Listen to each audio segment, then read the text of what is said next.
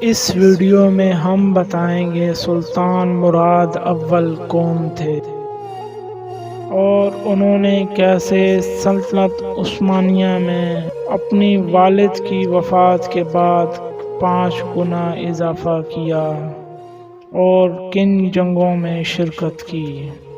آگے بڑھنے سے پہلے ہماری آپ سے گزارش ہے، اگر آپ ہمارے چینل پر نئے ہیں تو اس چینل کو سبسکرائب کریں اور اگر ہماری ویڈیو پسند آئے تو اس پر لائک اور کمنٹ ضرور کریں۔ سلطان مراد اول کی پیدائش 29 جون 1326 بورسا شہر میں ہوئی۔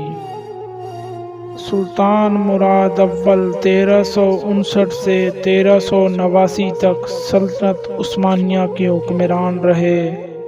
وہ اورخان اول کے صاحبزادے تھے جو باستینی شہزادی ہیلن نیلوفر کے بطن سے پیدا ہوئے اور 1359 میں اپنے والد کی وفات کے بعد تخت نشین ہوئے۔ مراد اول بہادر، مجاہد، کریم اور دیندار فرمانروا تھا۔ نظم و ضبط کا بڑا پابند، نہایت عدل و انصاف والا، غریب پرور، رعایا کے ساتھ انصاف برتنے والا، سپاہ کا خیال رکھنے والا، غزوات کا شوق رکھنے والا، مساجد، مدارس اور پناہ گاہوں کے قیام کا شوقین۔ اس کے بہترین سپہ سالار اور تجربہ کار جرنیل اور فوجی تھے۔ یہ تمام لوگ مجلس اعلیٰ کے رکن تھے۔ انہوں نے بیک وقت ایشیائے کوچک اور یورپ میں اپنی سلطنت کی سرحدوں کو وسیع کرنے کے اقدامات کیے۔ یورپ میں عثمانی سپاہ باستینی سلطنت کے موروثہ علاقوں پر حملہ آور ہوئی۔ 1360 کو ایڈریا نوبل پر قبضہ کر لیا۔ بلقان میں اس شہر کو بڑی اہمیت حاصل تھی۔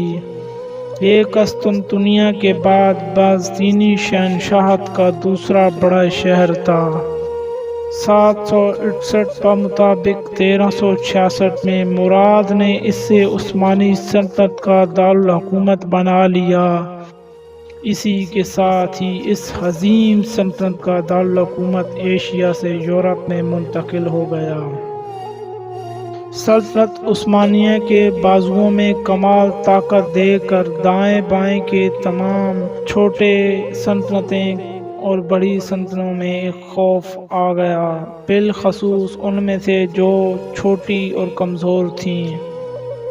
یہی وجہ تھی کہ راجوز کی جمہوری سلطنت نے پہل کرتے ہوئے سلطان مراد کی خدمت میں سفارت روانہ کی اور دوستی کے معاہدے کی درخواست کی۔ اس معاہدے کی روح سے دونوں ملکوں کے درمیان تجارتی روابط کا قیام بھی عمل میں آیا اور قرار یہ پایا کہ جمہوریہ راجوزہ اس معاہدے کے بدلے میں 500 سنہری ڈوک، اس زمانے کی کرنسی، سالانہ جزیہ ادا کرے گی۔ یہ پہلا معاہدہ تھا جو سلطنت عثمانیہ اور ایک سلطنت مسیحی کے درمیان طے پایا۔ کوسوو کا اہم معرکہ۔ سلطان مراد اپنے سپہ سالاروں کے طریقہ کار کو چھوڑ کر بذات خود دور تک بلقان میں گھستا چلا گیا، جس کی وجہ سے سربیاں والوں کو شے ہوئی۔ انہوں نے یورپ سے بادشاہ کی عدم موجودگی سے فائدہ اٹھانے کی کوشش کرتے ہوئے کئی مرتبہ بلقان میں عثمانی فوجوں پر حملہ کیا، لیکن انہیں عثمانیوں کے خلاف کوئی قابل ذکر کامیابی نہ ہوئی۔ لہذا سربیاں والوں اور بوسنیا والوں نے بلغاریہ کے باسنیوں سے معاہدہ کیا اور ایک یورپی صلیبی لشکر ترتیب دیا۔ یہ ایک بہت بڑا لشکر تھا۔ ادھر سلطان مراد پوری تیاری کے ساتھ اپنے فوجیوں کے ساتھ بلقان میں کوسوو کے علاقے میں پہنچ چکا تھا۔ کوسوو کی جنگ میں کامیابی کے بعد سلطان مراد میدان جنگ کا معائنہ کرنے لگا۔ وہ مسلم شہداء کی صفوں کے درمیان پھرنے لگا اور ان کے لیے دعا کرنے لگا۔ اسی طرح زخمیوں کو تلاش کیا اور ان کی مرہم پٹی کے احکامات صادر فرمائے۔ اسی اثناء میں ایک آدمی جو مردوں میں پڑا اپنے آپ کو مردہ ظاہر کر رہا تھا، اس کا تعلق سربیا سے تھا، وہ سلطان کی طرف دوڑ پڑا۔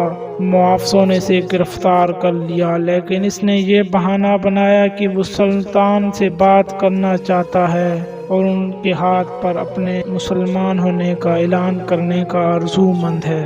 سلطان نے اپنے محافظوں کو اشارہ کیا وہ اسے چھوڑ دیں۔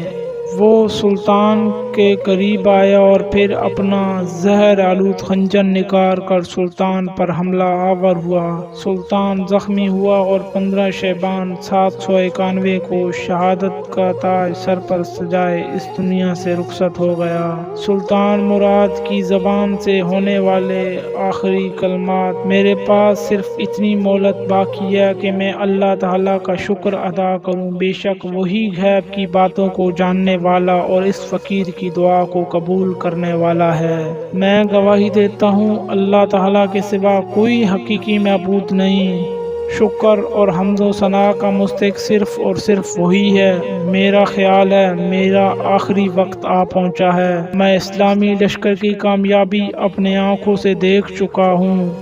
میرے بیٹے باجدید کی اطاعت کرنا، قیدیوں کو اذیت نہ دینا، میں تمہیں اس لمحے الوداع کہتا ہوں اور اپنے عظیم فاتح لشکر کو اللہ کی رحمت کے سپرد کرتا ہوں۔ عظیم فرمانروا شہید ہوا تو اس کی عمر 65 سال ہو چکی تھی۔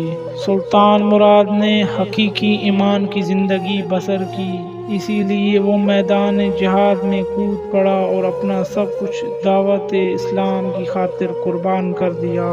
سلطان مراد نے 30 سال تک اس حکمت اور مہارت کے ساتھ عثمانی سلطنت کی حکمرانی کی کہ کوئی ہم عصر ان کی برابری نہ کر سکا۔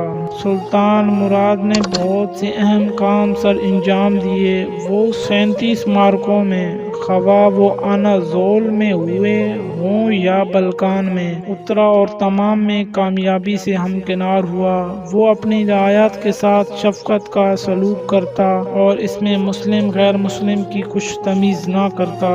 سلطان مراد کو اپنے والد اورحان غازی سے ایک بڑی سلطنت وراثت میں ملی جس کا رقبہ 95,000 مربع کلومیٹر تھا، اور جب وہ شہید ہوا تو اپنے بیٹے باجدید کو 5 لاکھ مربع کلومیٹر کی سلطنت وراثت میں دی۔ گویا اس نے 29 سال میں اپنے باپ اورحان کی چھوڑی ہوئی سلطنت میں 5 گنا سے زیادہ اضافہ کیا۔ یہ تھی ہسٹری سلطان مراد اول کی۔ ملیں گے نئی ویڈیو کے ساتھ انشاءاللہ۔